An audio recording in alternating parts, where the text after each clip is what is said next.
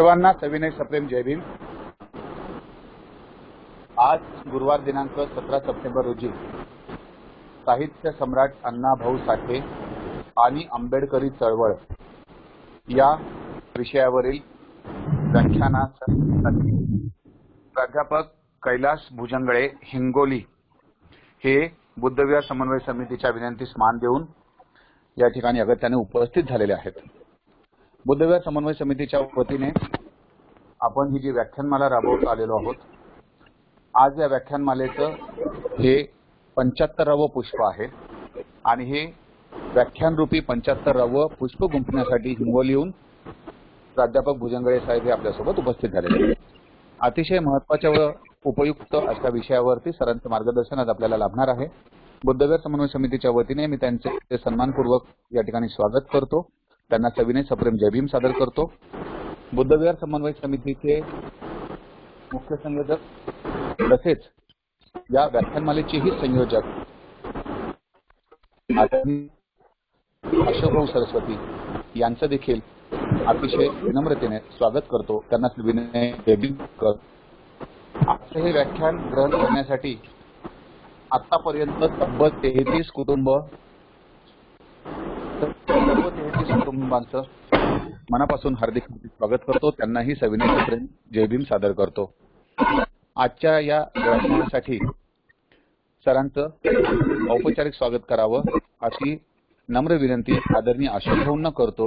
त्याचबरोबरीने अशोक भाऊंना ही विनंती करतो की त्यांनी कृपया त्रिशरण पंचशील घ्यावे व सन्मानाने प्राध्यापक भुजंगळे सरांना व्याख्यानासाठी पाचारण करावे। आदरणीय अशोक भाऊ सरस्वती। हॅलो। महाकारुणिक तथागत सम्यक संबुद्ध बोधिसत्व परमपूज्य डॉक्टर बाबासाहेब आंबेडकर, सद्गुरू महात्मा ज्योतिबा फुले, कबीर महाराज आणि गाडगे बाबा यांच्या पावन स्मृतींना मी विनम्र अभिवादन करतो। भारताच्या भूमीत किंवा पृथ्वीच्या पाठीवर बुद्धाच्या उपदेशाचं वितरण करीत असलेले बौद्ध भिक्खू म्हणजे बुद्ध पुत्र, मी त्यांना वंदन करण्याच्या आधी त्यांना क्षमायाचना करतो की म्हणते सर्वांकडून बुद्ध धम्म संघ या 3 रत्नांप्रती काही दोष घडला असेल तर संघ आम्हाला क्षमा करो। पूजनीय भंते, विनयबुद्धिप्रिय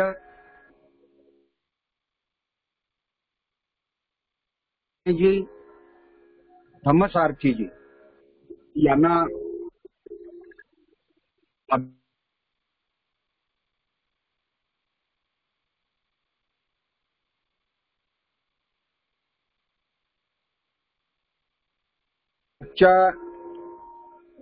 या व्याख्यानाला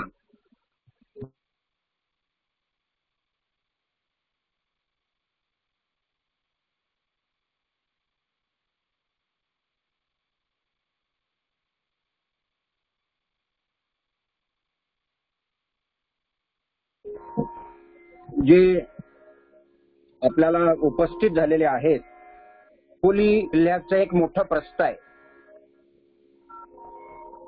आदरणीय जयाजीराव पाईकराव, आदरणीय प्राध्यापक डॉक्टर जाधव सर हे यांच्या नावानं ओळख आहे आंबेडकरी चळवळीतली तिथे, आणि दर वर्षाला ते व्याख्यानमाला पण चालवतात आणि अत्यंत अभ्यासू आणि त्याही पेक्षा विनम्र आणि सुस्वभावी असं व्यक्तित्व। हे वर्ष अण्णाभाऊ साठे यांच्या जन्मशताब्दीचं वर्ष आहे आणि कुठल्याच महापुरुषाला जातीच्या तुरुंगात बंदिस्त करायचं नसतं. अण्णाभाऊ साठ्यांचं मानव मुक्तीचा विचार, बुद्धत्वाकडे जाणारा विचार लक्षात घेता आपण भुजंगडे सरांचं व्याख्यान साहित्य सम्राट अण्णाभाऊ साठे आणि आंबेडकरी चळवळ या विषयावर ठेवलेलं आहे. ते काही बोलतील याच्या आधी लॉकडाऊन स्टुडंट रिलीफ फंडामध्ये 7 सप्टेंबरला अनिल यादवराव थोरात यांच्याकडून 2000 रुपयाचं दान प्राप्त झालं.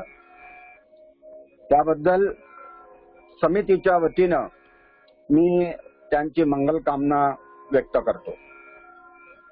आदरणीय पाठारे सरांचं मनापासून स्वागत करून आपण पहिल्यांदा त्रिशरण पंचशील घेऊ. आज अमावस्या आहे, उपोषणाचा दिवस आहे, म्हणून आज अष्टशील घेऊ आणि नंतर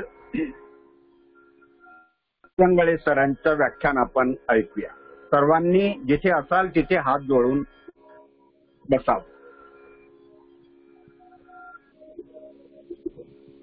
अरहं सम्मा सम्बुद्धो भगवान् बुद्धं भगवन्तं अभिवादेमि. स्वाक्कातो भगवता धम्मो धम्मं नमस्सामि. सुपटिपन्नो भगवतो सावक संघो संघं नमामि. नमो तस्स भगवतो अरहतो सम्मा सम्बुद्धस्स. नमो तस्स भगवतो अरहतो सम्मा सम्बुद्धस्स. नमो तस्स भगवतो अरहतो सम्मा सम्बुद्धस्स. बुद्धं शरणं गच्छामि. धम्मं शरणं गच्छामि. संघं शरणं गच्छामि. द्वितीयंपि बुद्धं शरणं गच्छामि. द्वितीयंपि धम्मं शरणं गच्छामि. द्वितीयंपि संघं शरणं गच्छामि. तृतीयंपि बुद्धं शरणं गच्छामि. तृतीयंपि धम्मं शरणं गच्छामि. तृतीयंपि संघं शरणं गच्छामि. पाणातिपाता वेरमणि शिक्खापदं समादियामि. अदिन्नादाना वेरमणि शिक्खापदं समादियामि. ब्रह्मचर्या वेरमणि शिक्खापदं समादियामि. मूसावादा वेरमणि शिक्खापदं समादियामि. शूरामेरय मज्जपमादठाना वेरमणि शिक्खापदं समादियामि. विकालभोजना वेरमणि शिक्खापदं समादियामि. न च गीत वादित विसुक दर्शन माला गंध विलेपन धारण मंडन विभूषण ठाना वेरमणि शिक्षापदं समादियामि उच्चासन महाशयन वेरमणि शिक्षापदं समादियामि। साधु साधु साधु इमाय धम्मानुधम्म पटिपत्तिया बुद्धं पूजेमि। इमाय धम्मानुधम्म पटिपत्तिया धम्मं पूजेमि। इमाय धम्मानुधम्म पटिपत्तिया संघं पूजेमि। सर्वांना मैत्रीपूर्ण जय भीम।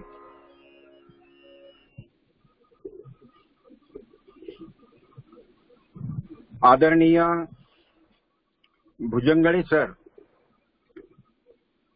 यांना दिलेला जो विषय आहे साहित्य सम्राट अण्णाभाऊ साठे आणि आंबेडकरी चळवळ, या विषयावरती ते आपलं विवेचन करतील अशी मी त्यांना विनंती करतो।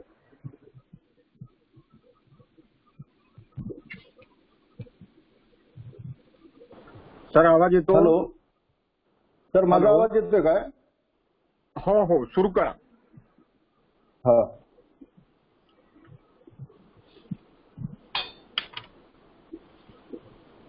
सर, सुरू करू? हो सुरू करा। तुमचा हो, सर. व्हिडिओ हँग झालाय का? नाही, हँग वगैरे काही नाही, पण माझा आवाज येतोय ना तिकडं?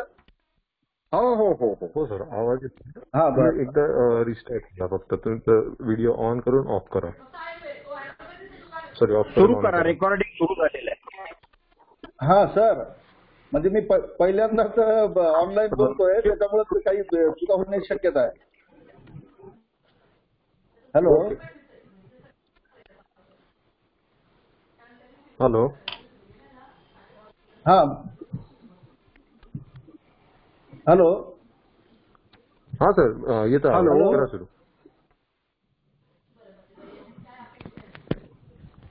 सुरू करा। करू? बर। तथागत गौतम बुद्ध, परमपूज्य भारतरत्न डॉक्टर बाबासाहेब आंबेडकर या महामानवांच्या प्रति विनम्र अभिवादन करतो। त्याचबरोबर प्रबोधनाच्या क्षेत्रातील सर्व महामानवांना विनम्र अभिवादन करून आज मी आपल्या समोर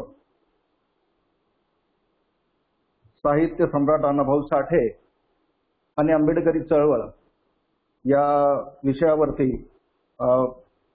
मी माझी मांडणी करणार आहे।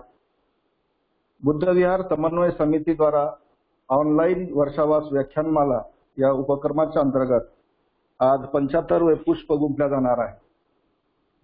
साहित्य क्षेत्रातील थोर साहित्यिक, लेखक, कवी, शाहीर, कादंबरीकार, कथाकार, नाटककार, प्रबोधनकार, विचारवंत आणि महामानव, लोकशाहीर, साहित्यरत्न, साहित्य सम्राट अण्णाभाऊ साठे यांचे ही जन्मशताब्दी वर्ष असल्यामुळे त्यांच्या जीवन कार्यावर प्रकाश टाकला जावा यासाठी जाणीवपूर्वक विषय ठेवण्यात आला आहे। त्याबद्दल बुद्धविहार समन्वय समितीचे सगळ्यांचे आभार। साहित्य सम्राट अण्णाभाऊ साठे आणि आंबेडकरी चळवळ हा जो विषय अत्यंत महत्वाचा आणि सर्वच विचार मंचावरून चर्चेला जावा या पद्धतीचा विचार आहे। कारण ज्या ज्या वेळेला या महाराष्ट्रामध्ये पुरोगामी चळवळी सुरू झाल्या, त्या पुरोगामी चळवळीचा वेग कमी करण्यासाठी प्रतिगामी विचारांच्या चळवळीने त्या त्या कालखंडातील महामानव हे काळाच्या पडद्यात टाकण्याचा किंवा त्या समाजापर्यंत त्यांचे विचार पोहोचू नये याचा पद्धतशीरपणे प्रयत्न केल्याचं दिसून येतंय आणि तोच प्रकार अण्णाभाऊ साठे यांच्या संदर्भामध्ये आपल्याला दिसून येतो. खरं म्हणजे आपल्याला हे माहित आहे की शाळा विद्यापीठामध्ये गेल्याशिवाय विद्वानच घडू शकत नाहीत असं जे आपल्या मनावर बिंबवलेलं आहे ते खऱ्या अर्थाने अण्णाभाऊ साठे यांच्या 1.5 दिवसाच्या शाळेत जाऊन हे खरं म्हणजे खोटं पाडलेलं आहे. कारण एखादा दलित समाजातला उपेक्षित समाजातला एखादा मुलगा केवळ 1.5 दिवसाच्या शाळेमध्ये जातो आणि ती जी अक्षरं आहेत ती अक्षरं कायमस्वरूपी आपल्या मनपटलावर कोरून घेतो, त्यांना साथ चढवतो आणि साहित्यातल्या उत्तुंग अशा शिखरावर तो जाऊन पोहोचतो. ही खरं म्हणजे साहित्याच्या क्षेत्रातली एक अत्यंत अद्भुत अशी घटना म्हणावी लागेल. कारण अनेक विद्यापीठातून जे पंडित निर्माण झाले साहित्यामध्ये स्वतःला पंडित म्हणून घेतात, जे रूढीवादी परंपरावादी आणि प्रस्थापित साहित्यिक जे म्हणून घेतात त्यांच्याही पुढे एक वेगळं स्थान साहित्य सम्राट अण्णाभाऊ साठे यांनी निर्माण केलेलं आहे. आणि म्हणून त्यांचं जे काही वेगळेपण आहे ते त्या कालखंडातलं की ज्या कालखंडामध्ये शिक्षणापासून वंचित असलेला हा समाज, संधीपासून वंचित असलेला समाज केवळ पोटाच्या प्रश्नासाठी वणवण हिंडतो आहे, अशा उद्विग्न अवस्थेमध्ये असलेल्या समाजातला एक मुलगा एक केवळ ध्यासापोटी आणि आतल्या प्रतिभेच्या जोरावर एक फार मोठा साहित्यिक होतो आणि तो मात्र काळाच्या पडद्याआड जातोय. त्यांना पाहिजे त्या पद्धतीचा न्याय या व्यवस्थेने त्यांना दिला नाही हे सातत्यानं आपल्याला जाणीव होते. आपण आंबेडकरी चळवळीचा विचार करताना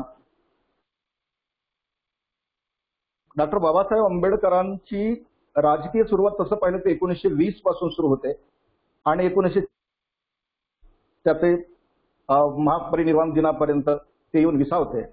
पण या चळवळीचं व्यापक स्वरूप ज्यावेळेला आम्ही लावलं त्यावेळेला आम्ही छत्रपती शाहू महाराज, छत्रपती शिवाजी महाराज आणि त्याच्याही अगोदर संत परंपरेपर्यंत आम्ही याची व्यापकता वाढवली की संत परंपरेमध्ये सुद्धा त्या काळातले जे जे काही संत होते त्या सगळ्या संतांनी मानवमुक्तीचा विचार मांडला.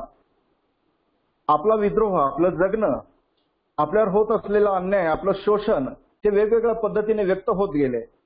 भक्तीचा मार्ग एक होता परंतु त्याच्यातही पंक्ती मात्र अलग होत्या हे आपल्याला दिसून येईल. त्याच्याही पुढचा अलीकडचा जो प्रबोधनाचा काळ ज्याला म्हणतो की सामाजिक प्रबोधनाचा काळ बाबासाहेबांच्या काळाच्या दरम्यान किंवा त्याच्या पूर्वीचा जो काही समाजसुधारकांचा जो काळ आहे त्या समाजसुधारकाने अनेक विषयावरती भाष्य करण्याचा प्रयत्न केला पण जातीयांचा लढा मात्र कोणी लढला नाही.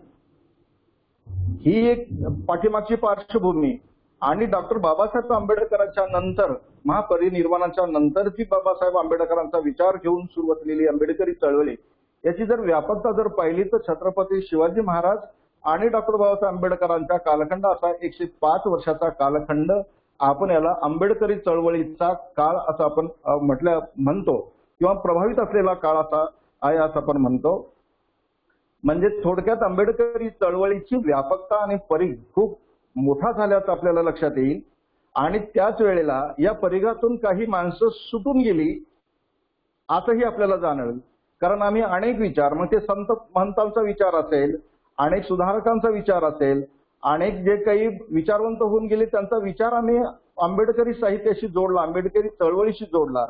वेगवेगळ्या टप्प्यावर अनेक शाहीर असतील, लेखक असतील, कवी असतील, कथाकार असतील, कादंबरीकार असतील, त्यांचा एकच विचार त्यांनी जे मांडला त्या काळामध्ये परंतु एका मर्यादेपर्यंत. जशी संत परंपरा एका मर्यादेपर्यंत आली, विद्रोह त्यांनी मांडला परंतु त्याच्यासाठी जे कार्यान्वयन व्हायला पाहिजे ते कार्यान्वयन दिसून येत नाही आणि म्हणून बाबासाहेबांनी त्याच्यातला जो काही भाग होता त्याच्या पुढे जाऊन बाबासाहेबांनी त्याला एक कार्यान्वयाची रूपरेषा दिली, त्याला प्रत्यक्ष कृतीमध्ये आणण्याचा प्रयत्न केला.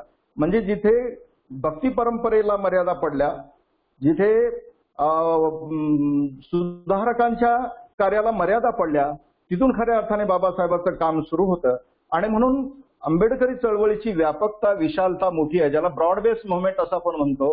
ती ब्रॉड बेस मुव्हमेंट बाबासाहेबांची म्हणावी लागेल आणि या ब्रॉड बेस चळवळीमध्ये अनेक प्रकारचे विचार प्रवाह, अनेक प्रकारचे विचार मांडणारे, पण माणूस हा केंद्रबिंदू ठेवून ज्यांनी ज्यांनी हा विचार मांडला ते सर्व सामावून घेण्याची क्षमता ही आंबेडकरी चळवळीमध्ये असल्यामुळे कधी कधी या क्षेत्रामध्ये काम करत असताना असं जाणीवपूर्वक की ज्यांचे प्रश्न समान आहेत, ज्यांच्यावर होणारं शोषण समान आहे, अन्याय समान आहे, ह्या सगळ्या गोष्टी समान असताना ज्यांचे प्रश्न समान आहेत, मग ही समान शोषण होणारी जी माणसं आहेत, समदुःखी माणसं आहेत, ते एका विचार मंचावर का येत नसावी, याचं कारण काय असावं, ह्या पद्धतीचा विचार करताना आपल्या असं लक्षात येते की कुठेतरी ह्या दोन्ही बाजू थोड्याफार फरकाने आपल्या आपल्या मार्गाने वेगवेगळ्या दिशेने गेल्याचं जाणवतंय.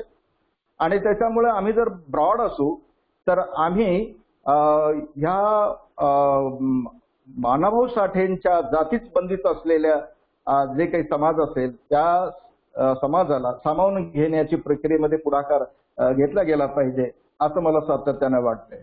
कारण त्या काळामधल्या एकूण साहित्याचा जर विचार केला तर अण्णाभाऊ साठेंची जवळपास 35 कादंबऱ्या त्यांनी लिहिल्या, 12 कथासंग्रह त्यांनी लिहिले, 3 नाटकं लिहिले आणि 10 पोवाडे लिहिले, 4 वगनाट्य, ज्याला तमाशा आपण असं म्हणतो, तर त्या तमाशाचं स्वरूप त्यांनी बदललं आणि लोकनाट्य ह्या पद्धतीचं त्यांनी उभं केलं. आणि ही वगनाट्य ही लोकांच्या जगण्याच्या प्रश्नाच्या भोवती आणि लोकांना अर्पण केलेली आणि लोकांच्या भावनांना एक मोकळी वाट करून देण्याचं काम त्यांनी त्या काळामध्ये प्रबोधनाच्या माध्यमातून केलेलं आहे.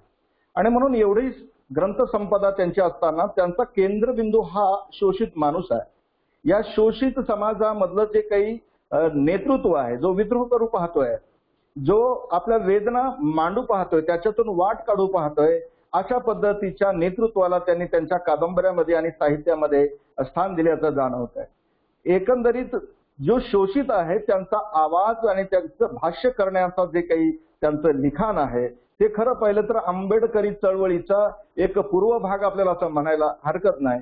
कारण हा विद्रोह निर्माण करण्याचा आणि हे विद्रोहाची जाणीव करून देण्याचं काम साहित्याच्या माध्यमातून, कथा कादंबऱ्याच्या माध्यमातून, पोवाड्याच्या माध्यमातून आणि वगनाट्याच्या माध्यमातून त्यांनी त्या काळामध्ये सुरू केलं. आणि महात्मा ज्योतिबा फुलेंचा जे काही सत्यशोधकी जलसे याच्या माध्यमातूनही त्यांनी प्रबोधन करण्याचा प्रयत्न केला. थोडक्यात डॉक्टर बाबासाहेब आंबेडकरांच्या विचारांचा समाज निर्माण करण्यासाठी किंवा चळवळीला पोषक वातावरण तयार करण्यासाठी सुद्धा साहित्य सम्राट अण्णाभाऊ साठेने त्या काळामध्ये एक पार्श्वभूमी तयार केल्याचं लक्षात येईल. आणि म्हणून याच साखळीतला हा एक महामानव आहे, हाच एक क्रांतिकारक आहे, त्यांनी साहित्यातून क्रांती घडवण्याचा प्रयत्न त्या काळामध्ये केला. आणि तो खऱ्या अर्थाने आम्ही वेगवेगळ्या प्रसंगाने आम्ही अण्णाभाऊ साठेचा विचार लोकांपर्यंत पोहोचवण्याचा प्रयत्न जाणीवपूर्वक केला पाहिजे. आणि तो आपण करत आहात. आपल्या याच्या मार्फत आपण हे होतोय, हे खूप आनंदाची गोष्ट आहे. बऱ्याच वेळेला अण्णाभाऊ साठेच्या संदर्भामध्ये म्हणजे त्यांची जर विद्वत्तेचा विचारच जर केला तर जवळपास जगातल्या 27 भाषांमध्ये त्यांचं ते साहित्य अनुवादित झालेलं आहे. जवळपास 8 कादंबऱ्यावरती चित्रपट म्हणजे सामाजिक विषय घेऊन तयार झालेल्या ज्या कादंबऱ्या होत्या त्याच्यावर चित्रपट तयार झालेले आहे. म्हणजे इतक्या प्रचंड ताकदीचा माणूस असताना सुद्धा तो उपेक्षित राहिलेला आहे. त्याचं शल्य आंबेडकरी चळवळीमधले जे जे काही प्रवाह असतील त्या प्रवाहामध्ये काम करणारे जे जे लोक असतील तर त्यांना निश्चितच याचा खेद वाटतोय की अण्णाभाऊ साठेला जे काही सन्मान मिळायला पाहिजे, अण्णाभाऊ साठेंना जे काही त्यांच्या हयातीमध्ये सन्मान किंवा पुरस्कार मिळायला हवा होता, जे स्थान मिळायला पाहिजे होतं साहित्याच्या क्षेत्रामध्ये, ते मात्र जाणीवपूर्वक या प्रस्थापित व्यवस्थेनं दिलेले नाही. हे शल्य आंबेडकरी चळवळीतला कार्यकर्ता म्हणून सातत्यानं वाटत राहते. कारण एवढं साहित्य लिहिणारा जो माणूस आहे आणि त्याच्या साहित्यातली धार शब्दानं शब्द हे अंतःकरणाला पीळ घालणार आहे. प्रत्येक शब्द हा विद्रोह करणार आहे. त्याच्यातला नायक हा त्याच्यातली कोंडी फोडणारा आपल्याला लक्षात येतं. आणि ह्या नायकांना त्या पात्रांना नायक म्हणून उभं करण्याचं काम केलेलं आहे.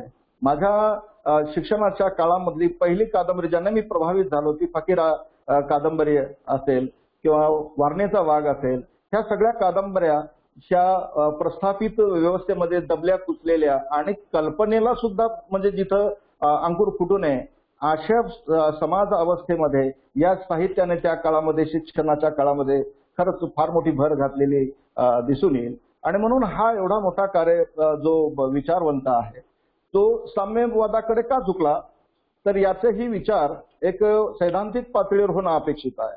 म्हणजे ज्या ज्या वेळेला गरिबाची भाषा केली जाते, शोषिताची भाषा केली जाते, गरीब आणि श्रीमंताची भाषा केली जाते, त्या त्या वेळेला साम्यवाद हा आपल्याला जवळचा वाटतो. कारण साम्यवाद हा शेतकरी असेल, मजूर असेल, शोषित असेल, कामगार असेल, मालक असेल, याच्यामधलं सुसंवाद घडवण्याची भाषा किंवा तत्वज्ञान सांगणारा जो विचार असतो तो सातत्याने कोणत्याही शोषित माणसाला आकर्षित केल्यापासून राहत नाही.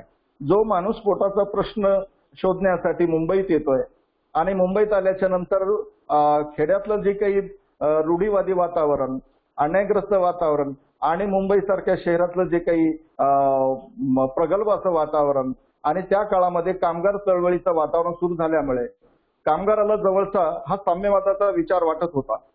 आणि त्याच्यामुळे एक कामगार म्हणून ज्यावेळेला अण्णाभाऊ साठेंची एंट्री मुंबईमध्ये होते, हे वातावरण पाहिल्याच्या नंतर साहजिकच आकर्षित होणं साहजिक होतं आणि त्याच्यामुळे ते त्याच्यामध्ये रमले. आणि मूलतः एक प्रतिभावान साहित्यिक आणि प्रतिभावान कवी, गायक वगैरे असल्यामुळे आणि हे सगळं वारसा म्हणून त्यांच्याकडे आलेलं असल्यामुळे त्यांनी ते फारच लवकर आत्मसात केलं. आणि मग या साम्यवादी चळवळीने त्या काळातले जे काही साहित्यकार असतील, जलसेकार असतील, पोवाडे गाणारे असतील, अशा लोकांना प्रभावित करून तत्वज्ञान जवळचं वाटते कोणालाही. आपण खूप त्याच्यावर चिंतन केल्याच्या नंतर आपल्याला, जसं बाबासाहेबांनी बुद्ध की कार्ल मार्क्स, तर बाबासाहेबांनी सांगितलं की आम्हाला बुद्ध परवडतो, कार्ल मार्क्स परवडत नाही.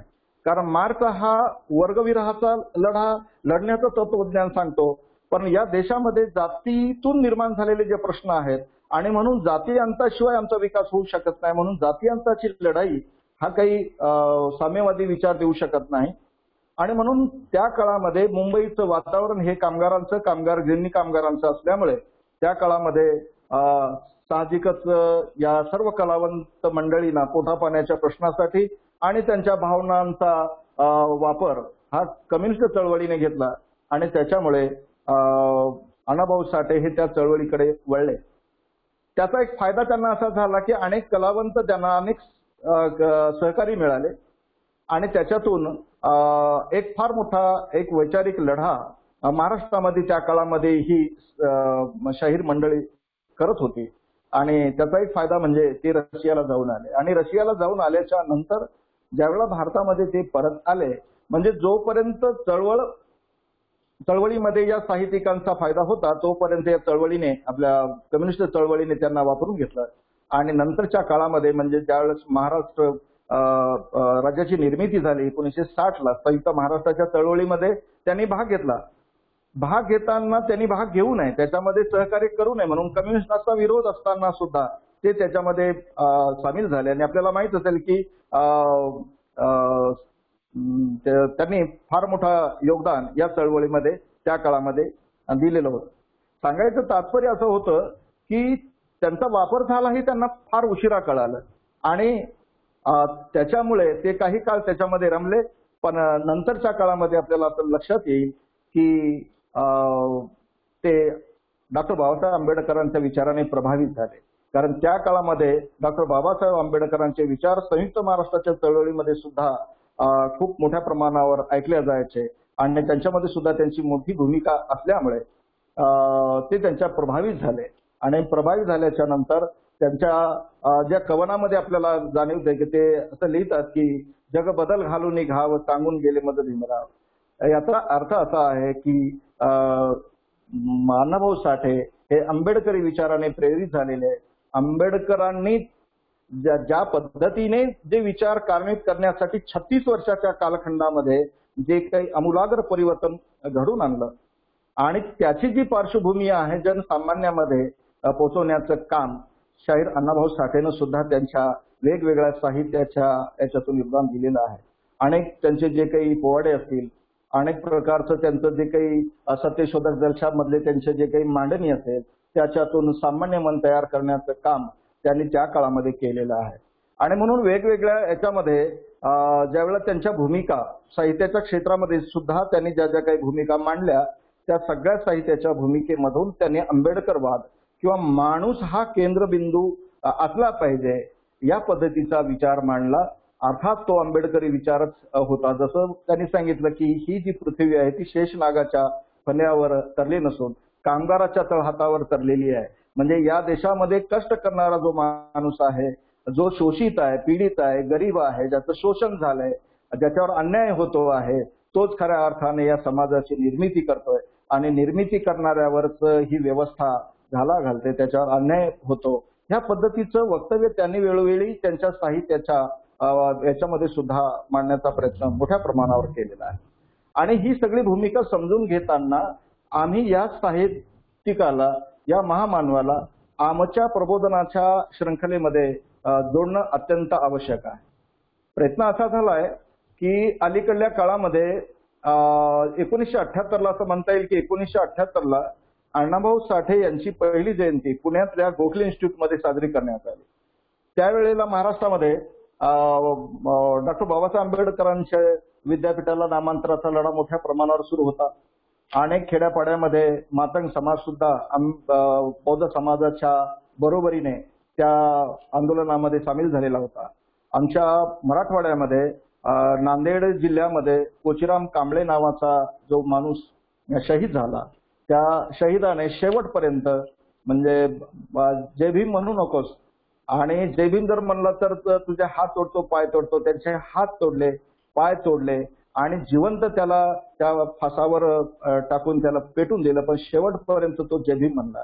म्हणजे अशी जय भीम म्हणणारी माणसं मातंग समाजामध्ये होती. मातंग समाज हा आंबेडकरी चळवळीच्या जवळच होता, तो दूर नव्हता. काही कारणाने हा समाज बाजूला गेला, परंतु बाबासाहेबांच्या काळामध्ये बाबासाहेबांनी जेवढ्या महार परिषदा धर्मांतराच्या काळामध्ये लावल्या त्याच्यापेक्षा जास्त मातंगाच्या चळवळी लावल्या. आणि मुंबई इलाख्यामधल्या ज्या काही त्या काळातल्या धर्मांतराच्या बैठका झाल्या त्या याच्यामध्ये मोठ्या प्रमाणावर बौद्ध धर्म स्वीकारण्याचे ठराव पास झाले. याचाच अर्थ त्या काळामध्ये बाबासाहेबांच्या बरोबरीने धर्मांतरित झालेला आणि धर्मांतराच्या वाटेवर असणाऱ्या हा मातंग समाज नंतरच्या काळामध्ये मात्र हळूहळू दूर गेला.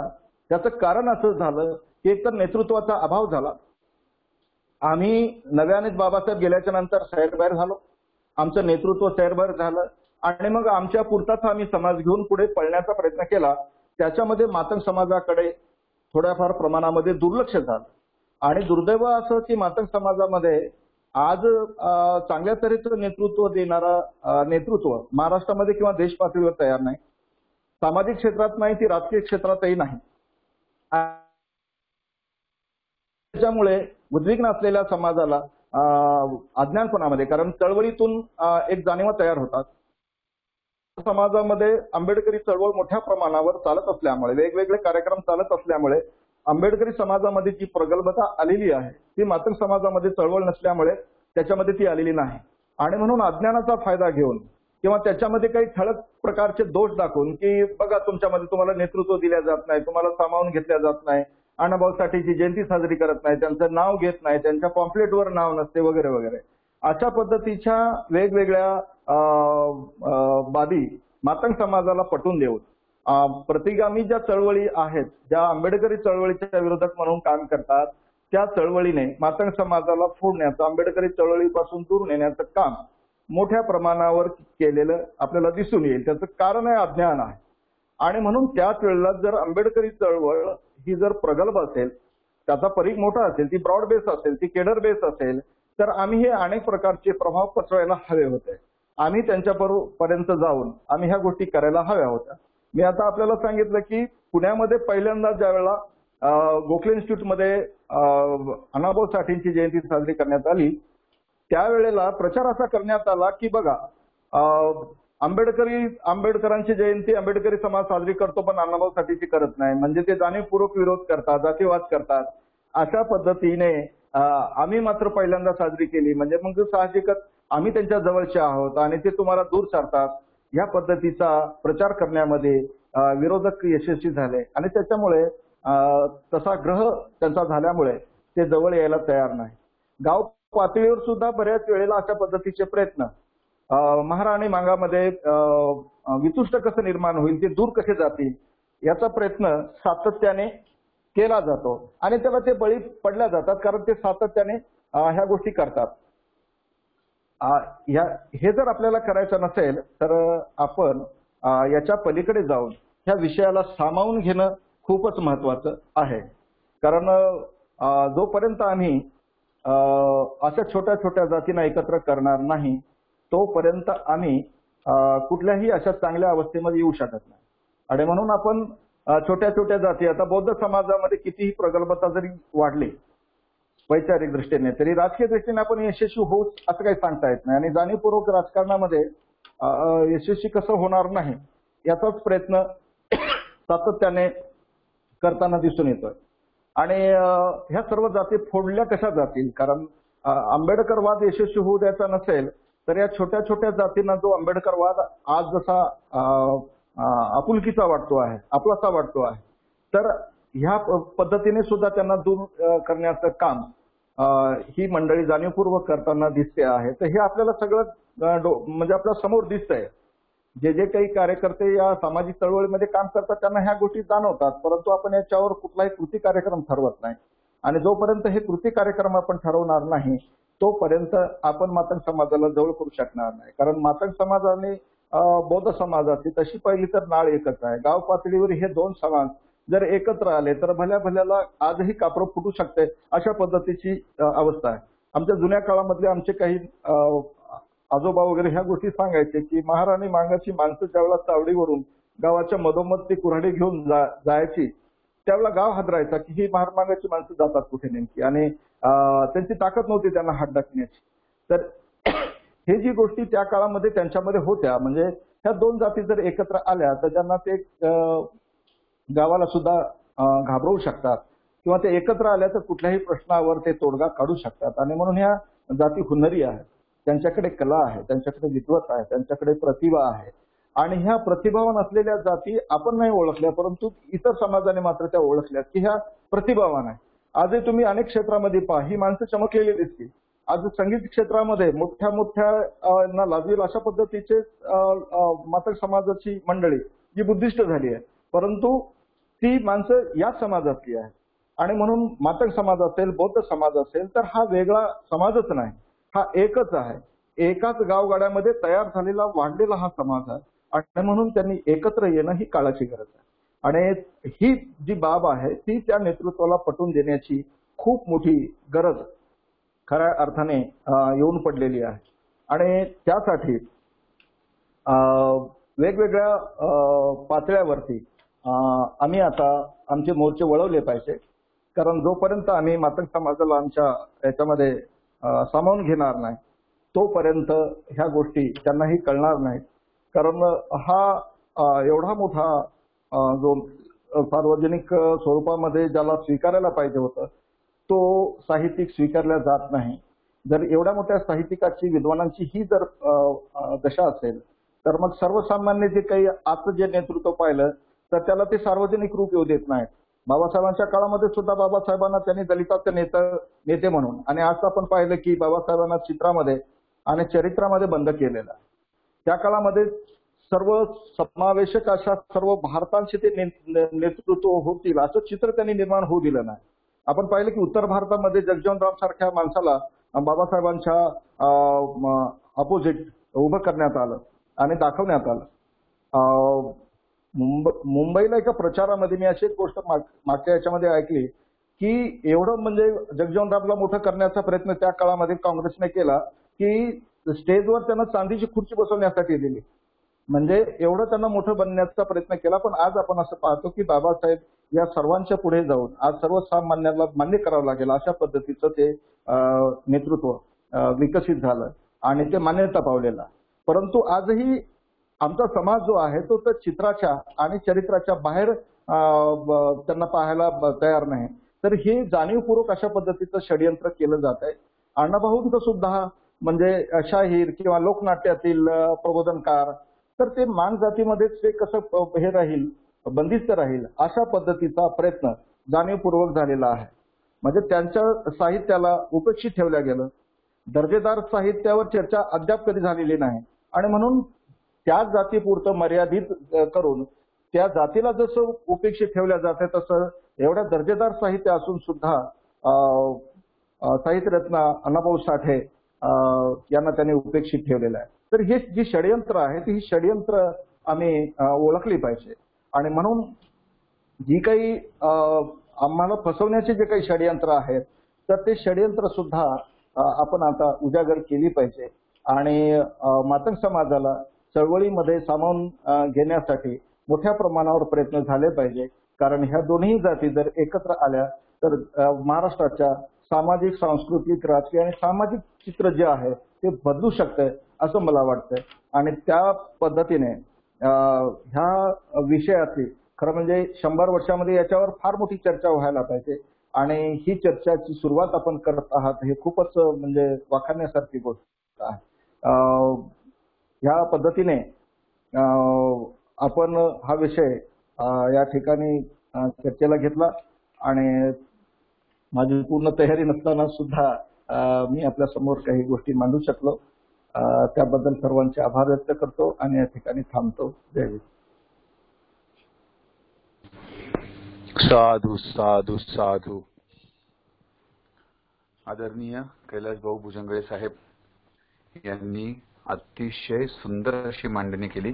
आपण आत्ताच ॲडव्होकेट चौरे साहेबांचा जो मेसेज आहे तो बघा वाचू शकता की खूप सुंदर मांडणी साहेब अगदी वास्तविकता मांडत आहेत. मातंग समाजामध्ये आपल्यासारख्यांनी खेडोपाडी जाऊन प्रबोधनाची खूप गरज आहे. ॲडव्होकेट चौधरी वगैरे छानपैकी कमेंट देखील साहेबांना या ठिकाणी लगेच प्राप्त झालेली आहे. सर आपले मनापासून आभार व्यक्त करतो आणि आदरणीय आयुष्मान अशोभू सरस्वती यांना विनंती करतो की त्यांनी कृपया मंगलमंत्री घ्यावी आजच्या व्याख्यानाचा समारोप. हॅलो. हा भाऊ. हॅलो. हा सर. अत्यंत सुंदर असं व्याख्यान आदरणीय प्राध्यापक कैलास भुजंगळे सरांनी या ठिकाणी आपली मांडणी केलेली आहे. शेड्यूल कास्ट मध्ये अनेक जाती आहेत, आदिवासींमध्ये अनेक जाती आहेत, ओबीसीमध्ये अनेक जाती आहेत. तर ह्या जातींचं जे काही नामाभिधान झालं हे जुनं नाही आहे, अलीकडचं आहे.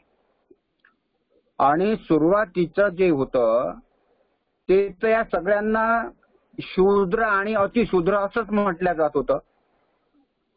1935च्या शेड्यूल मध्ये त्याच्या schedule caste, schedule tribe, OBC, VJNT हे असं नामाभिधान करण्यात आलेलं आहे. आणि जातीचं एक वैशिष्ट्य आहे भेद निर्माण करणे आणि भेद निर्माण करून ब्राह्मणांची सत्ता प्रस्थापित करणे याच्यासाठीच वर्ण व्यवस्थेचं रूपांतर जातीमध्ये करण्यात आलं. बाबासाहेब आंबेडकरांनी क्रांती आणि प्रतिक्रांती या त्यांच्या प्रबंधात फार चांगलं विश्लेषण केलेलं आहे. मी अभ्यासकांना उपस्थितांनाची विनंती करेल की आपण जसं बुद्ध आणि त्याचा धम्मग्रंथ वाचन करता तर त्याचबरोबर क्रांती आणि प्रतिक्रांती हा ग्रंथ देखील आपण जरूर वाचावा. कारण त्याच्याशिवाय आपल्याला पुढे जाता येणे शक्य नाही. कारण ते त्याचं भान नसेल आपल्याला तर आपण जातीच्या तुरुंगांमध्ये आपण बंदिस्त राहतो आणि वेगवेगळ्या जातीचे तुरुंग आपण तयार पण करतोय. आपण बौद्ध धर्म स्वीकारला त्यावेळी तर आपण हे सगळे तुरुंग बाहेर तुरुंग आपण तोडलेले आहेत. पण ज्यांच्या व्यवहारामध्ये बौद्ध धर्म आलेला नाही ते जातीच्या तुरुंगातून अजूनही बाहेर पडायला तयार नाही. कारण त्यांच्यामध्ये त्या संस्काराचा अभाव आहे. आणि म्हणून मातंग समाज, चर्मकार समाज, स्वीपर समाज, हे जे खाटीक समाज, हे जे अस्पृश्य समाजातले भिन्न भिन्न घटक आहेत, त्या भिन्न भिन्न घटकांना RSS करते. RSSच्या माध्यमातून जे ब्राह्मणी राज्य, ब्राह्मणी हिंदू राष्ट्र ज्यांना निर्माण करायचं आहे, लोकशाहीच्या ऐवजी हुकुमशाही ज्यांना आणायची आहे, धर्मनिरपेक्षतेच्या ऐवजी ज्यांना या देशामध्ये सांप्रदायिक राज्य निर्माण करायचं आहे, तर त्या लोकांचे ते प्रयत्न आहेत आणि त्या प्रयत्नांना आपण बळी पडतो आहोत. हे त्यांना कळत नाही, मातंगांना तर मुळीच कळत नाही, स्वीपर आणि सांभारांना, खाटीक समाजाला पण कळत नाही. आणि त्याच्यातल्या ज्या लोकांना कळते ते त्यापर्यंत, त्या आपल्या समाज घटकापर्यंत जाण्यासाठी कमी पडतात. आणि जे लोक जातात त्या जातीचे लोक त्यांनाच बहिष्कृत करतात. मातंग समाजाचे लोक अण्णाभाऊ साठेंना मानतात का, असं जर प्रश्न विचारला तर ते म्हणतील हो आम्ही मानतो. मानतात ते, तर ते आमच्या जातीचे होते. तर अण्णाभाऊच्या विचाराचे तुम्ही आहात की अण्णाभाऊच्या जातीचे आहात? बाबासाहेबांच्या विचाराचे तुम्ही आहात की बाबासाहेबांच्या जातीचे आहात? महात्मा फुलेच्या विचाराचे तुम्ही आहात की महात्मा फुलेच्या जातीचे आहात? तुम्ही या महापुरुषाच्या जातीचे आहात म्हणून त्याच्या विचाराचे आहातच असं नाही आहे.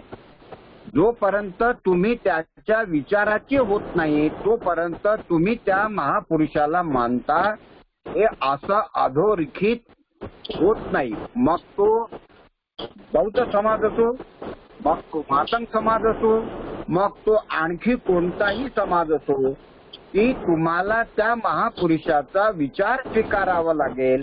आणि जोपर्यंत विचार स्वीकारत नाही तोपर्यंत तुम्ही त्या महापुरुषाला मानता असं कधीही होऊ शकत नाही. हे आपण सगळ्यांनीच ही खुणगाठ बांधणे गरजेचं आहे. आणि म्हणून वेगवेगळ्या विषयांवरती आपण जे व्याख्यानं अरेंज करतो त्याचा मुळातच हेतू हा आहे की मातंग समाजाचं प्रबोधन होणं गरजेचं आहे. मग हे कोण करणार आहे? मातंग समाजाचं प्रबोधन RSS वाले करणार आहेत का? मातंग समाजाचं, ते तर मातंग समाजाला बैठवण्याची कामं करतात. आमचे जे मित्र होते आहेत, आनंद रहाटे, हे बँकेत मॅनेजर होते, आता ते रिटायर झाले. त्यांच्याकडे मातंग समाजातल्या भगिनींचा बचत गट काही कामानिमित्त आला आणि बोलता बोलता आनंद रहाटे त्यांना विचारतात की तुम्हाला बाबासाहेब आंबेडकर माहिती आहेत का? तर ते म्हणाले हो म्हणे, बाबासाहेब आंबेडकर आम्हाला माहिती आहे. म्हणे काय माहिती आहे बाबासाहेबांच्या बद्दल? म्हणे ह्या बाबासाहेब आंबेडकरांच्या मुळच अण्णाभाऊ साठे मागं राहिले आणि बाबासाहेबांनीच अण्णाभाऊला मागं ठेवलं. म्हणे नाही तर आमचा अण्णाभाऊ साठे कितीतरी पुढे गेला असता. म्हणे मग रहाटे साहेब त्यांना विचारतात की हे तुम्हाला कोणी सांगितलं? तर त्याने सांगितलं की आमच्या बचत गट ज्यांनी केला त्या कुलकर्णी साहेबांनी आम्हाला सांगितलं. मी हे भाषण ऐकणाऱ्या या लाईनवरती जेवढे लोक असतील त्यांना हे त्यांच्या लक्षात आणून देऊ शकतो की एक माणूस त्या भोळ्या लोकांना सांगतो की तुमच्या अण्णाभाऊला मागं ठेवण्याचं काम हे आंबेडकरांनी केलं आणि म्हणून आंबेडकर तुमचे शत्रू आहेत, आंबेडकर हे तुमचे होऊ शकत नाही. आणि त्याच्यावरती ते विश्वास ठेवतात. का विश्वास ठेवतात? कारण तो संघवाला माणूस कुलकर्णी त्यांच्या मदतीला जातो, त्यांचे बचत गट करतो आणि त्यांचा मदत करता करता त्यांना विष पाजतो विचाराचं. लक्षात ठेवलं पाहिजे. तुम्ही जर गेले नाही तर लोकांनी जाऊ नये असं आपण म्हणणार आहोत का? ही गोष्ट खरी आहे की बौद्धांनी अण्णाभाऊ साठेची जयंती साजरी केलीच पाहिजे. बौद्धांनी महात्मा फुलेची जयंती जशी साजरी करावी, बौद्धांनी छत्रपती शाहू महाराजांची जयंती साजरी करावी, तशी बौद्धांनी शिवाजी महाराजांची आणि तुकाराम महाराजांचीही जयंती साजरी केली पाहिजे. म्हणजे जे जे प्रतिक्रांतीला मारक आहे, जे जे लोक आपल्या पुरोगामी चळवळीला जे जवळचे आहेत त्या लोकांना आपण स्वीकारलं पाहिजे आणि त्या लोकांचा विचार आपण सार्वजनिक नेला पाहिजे. आणि हे जर मातंगांना असं वाटत असेल का बौद्ध लोक तर फक्त बाबासाहेबांची जयंती साजरी करतात, आमच्या अण्णाभाऊचं तर काय, वास्तविक पाहता हे त्यांचं चुकीचं आहे. अण्णाभाऊ साठे हे कम्युनिस्टांनी समोर आणले आणि नंतर आंबेडकरवाद्यांनी समोर आणले. पण आता हे मातंगांना समजत नाही, याच्यात त्यांचा दोष नाहीच आहे. कारण ते इतके अडाणी आहेत, इतके अज्ञानी आहेत की त्यांच्यापर्यंत ह्या गोष्टी आपण नेऊ शकत नाही. त्यांच्यामध्ये जाणीवपूर्वक जायला जे पाहिजे ते प्रयत्न होताना दिसत नाही आणि म्हणून ते या भ्रमात राहतात. तर त्याच्यासाठी आपल्याला विशेष प्रयत्न करणे हे नितांत गरजेचे आहे. आजच्या तारखेला आपल्याला भुजंगळे सरांनी सांगितलं की बौद्ध धम्माच्या दीक्षेमध्ये मातंग समाजाची अनेक मंडळी सहभागी झालेली होती. मग अलीकडच्या काळात देखील मग ते शिवराज कोळीकर असोत, मग ते आमच्या नागपूरचे ठाकरे असोत, असे अनेक लोक आहेत की ज्यांनी शेकडोंनी बौद्ध धम्मामध्ये प्रवेश केलेला आहे. आमचे औरंगाबादचे कांबळे दादा, जीएस दादा कांबळे आज ते हयात नाही आहेत, पण त्यांनी बौद्ध धम्माच्या प्रचाराचं मोठं काम केलं.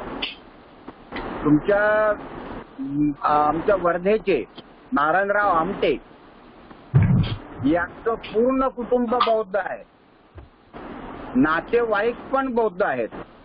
ते बौद्ध धर्माचं चांगल्या पद्धतीनं काम करतात. बघ आता आपण हे सांगत फिरणार आहोत का हे मांग होत, हे मांग होत, हे मांग होत.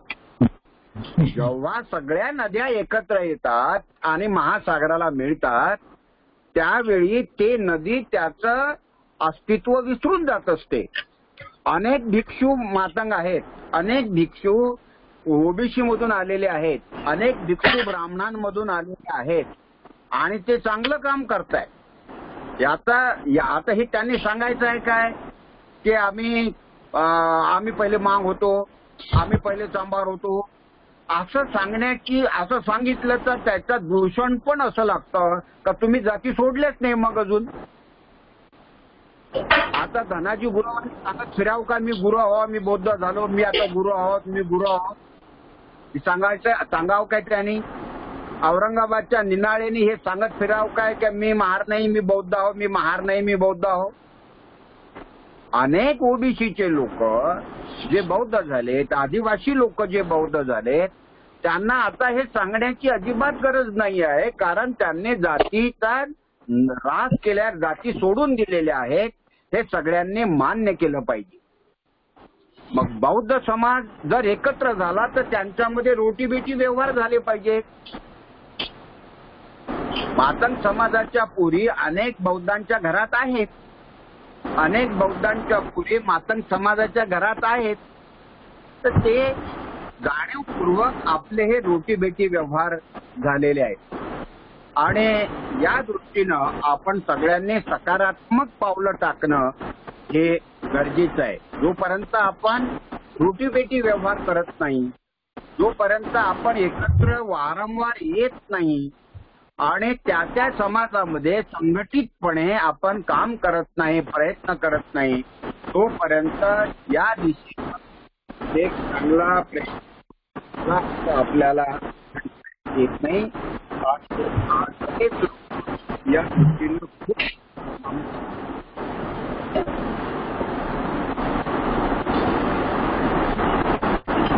विचार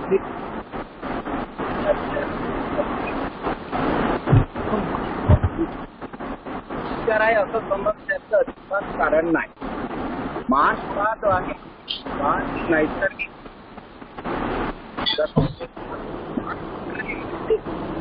हे नैसर्गिक शत्रू.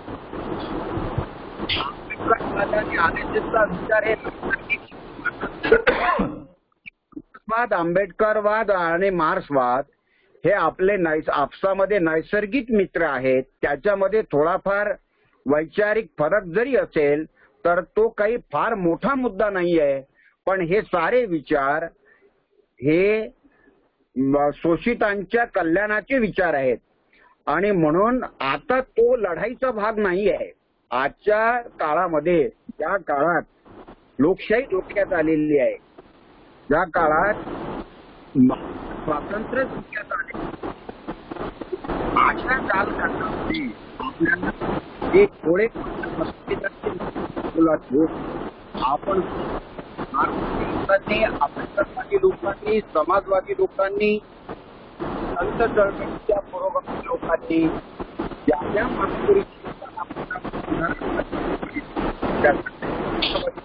ज्या लोकांनी मुद्द्यावर एकत्र येऊन हे संकट परिवर्तनासाठी आपण सर्वांनी एकत्र आलं पाहिजे.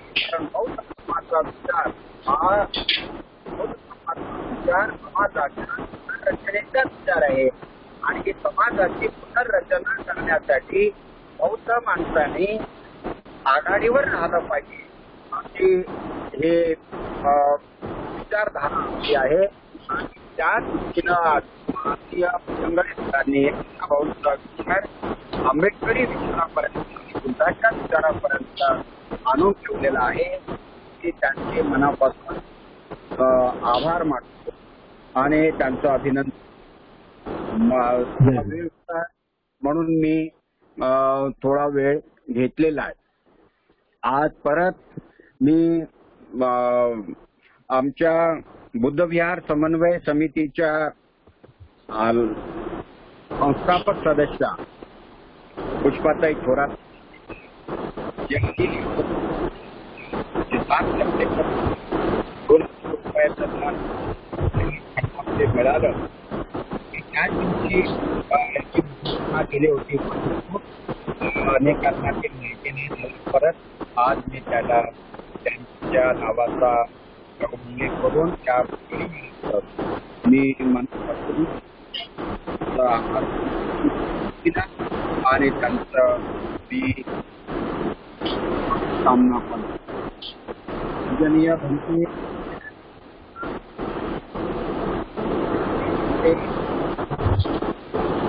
कौंडण्यजी धर्मसार यांच्या आरोग्याची आणि कामना त्यांच्याकडे दुःख झालं. या महामारीमुळे त्यांच्या दुःखात त्यांना बळ मिळावं म्हणून त्यांच्या दुःखात आम्ही सहभाग त्यांची मंगलकामना करतो.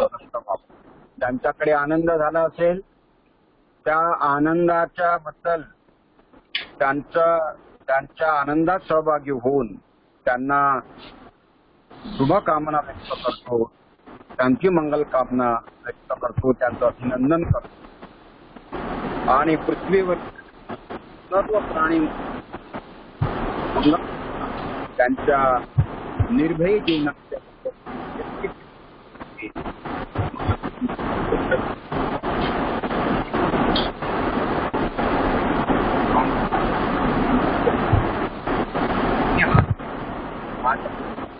मंगल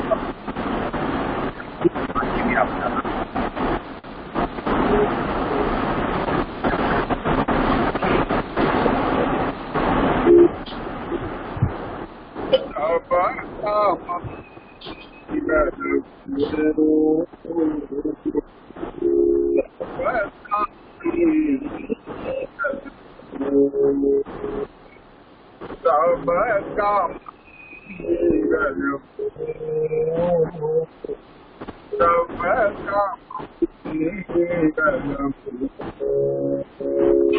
तेरा मंगल तेरा मंगल तेरा मंगल तेरा मंगल मंगल सबका मंगल हो।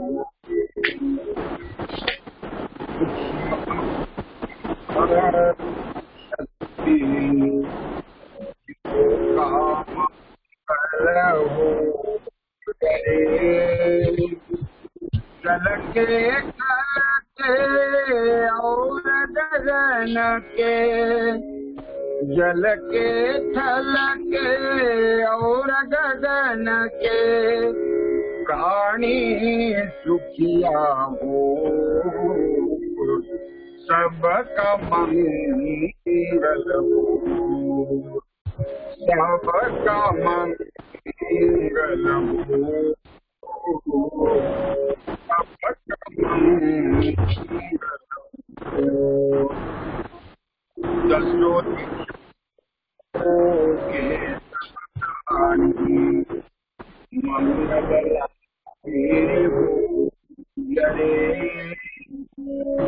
निरभय हो निरभय बने सब निर्भय हो निरभय बने सब सभी निरामय हो सबका मंगल हो। जागे हम जगत में जन कल्याण जागे जागे धम्म जगत में जागे जागे धम्म जगत में होवे जन कल्याण होवे जन कल्याण। राग द्वेष मोह दूर हो जागे जागे शील समाधि ज्ञान जन जन के दुखड़े मिट जावे जन जन के दुखड़े मिट जावे फिर से जाग उठे मुस्कान जाग उठे मुस्कान जागे जागे वाणी मंगल मूल्य महाकल्याणी जागे भूत सदृश पुई ज्ञानी जागे भूत सदृश पुई ज्ञानी ओवे सुखी सब जग के प्राणी ओवे सुखी सब जग के प्राणी सबका मंगल सबका मंगल सबका मंगल मेरा मंगल तेरा मंगल मेरा मंगल तेरा मंगल सबका मंगल सबका मंगल सबका मंगल सबका मंगल सब पाप सकरणं कुशलस्य उपसंपदा सचित्त परियोदपनम् एतं उत्थान शासनं सा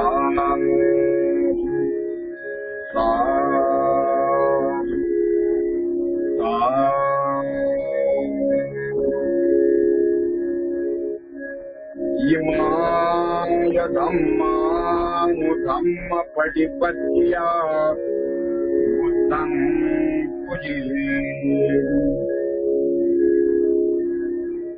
इमाय धम्मानुधम्म पटिपत्या धम्मं पूजे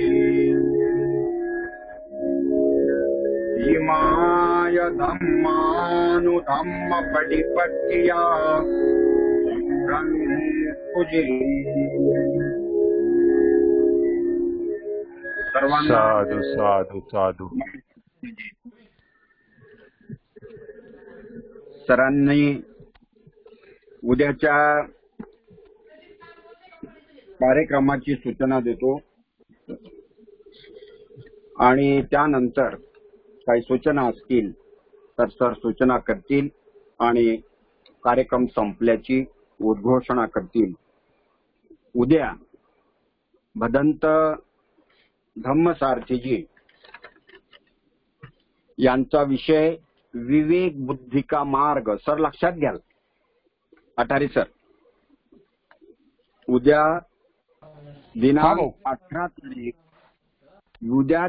18 तारीख भदंत धम्मसारथी यांचा विषय आहे विवेक बुद्धी का मार्ग. विवेक बुद्धी का मार्ग. 19 तारखेला प्राध्यापक डॉक्टर विपिन सोनावणे बदलापूर मुंबई हे व्याख्यान देतील. बुद्ध धम्म आणि आधुनिक विज्ञान हा त्यांचा विषय. 20 तारखेला कोल्हापूरचे अमित मेधावी धम्मप्रचारक हे व्याख्यान देतील. त्यांचा विषय आचार्य अश्वघोष आणि 21 तारखेला नंदकिशोर साळवे बौद्धाचार्य बौद्ध धम्म आणि नीतिशास्त्र या विषयावरती हे व्याख्यान देतील. 22 तारखेला प्राध्यापक डॉक्टर प्रदीप आगलावे हे जागतिक पातळीवरती बुद्ध धम्माची गतिशीलता या विषयावरती हे व्याख्यान देतील. मी आपल्याला 18 ते 22 पर्यंतच्या 5 दिवसाच्या कार्यक्रमाची आगाऊ सूचना दिलेली आहे. आपण सर्वांनी त्याचा लाभ घ्यावा या इच्छेनं मी आपल्याला सगळ्यांना विनंती करेन.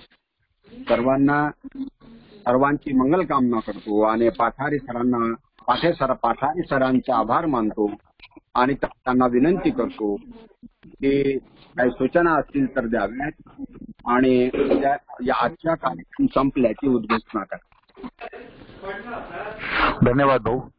साधू साधू साधू. आजचे व्याख्याते, आजचे सर्व सहभागी उपासक उपासिका, आदरणीय अशोक भाऊ, आपणा सर्वांचे पुनश्च मनपूर्वक हार्दिक हार्दिक आभार व्यक्त करतो. आदरणीय अशोक भाऊ यांनी ज्या सूचना दिलेल्या आहेत त्या सर्व सूचनांचा आदर करूयात. सर्व सूचनांचं आपण योग्य पद्धतीने पालन करूयात. उद्याच्या व्याख्यानासाठी सर्वांनी 7:30 वाजता निश्चित सहभागी व्हायचं आहे, जॉईन व्हायचं आहे. आपल्यासोबत किमान 2 ते 3 कुटुंबियांना या व्याख्यानासाठी आग्रहाने उपस्थित होण्यास सांगावं, आवाहन करावं. उद्याची सूचना अशोक भाऊंनी दिलेली आहे. हॅलो, आजची संख्या किती होती? आजची 102. ठीक. ओके. सर्वांचे पुनश्च आभार व्यक्त करून आजचं व्याख्यान या ठिकाणी संपलं असं मी जाहीर करतो. उद्याच्या व्याख्यानासाठी सर्वांनी अवश्य 7:30 वाजता उपस्थित राहायचं आहे. सर्वांना सविनय प्रेम. जय भीम. उद्या भेटूयात 7:30 वाजता.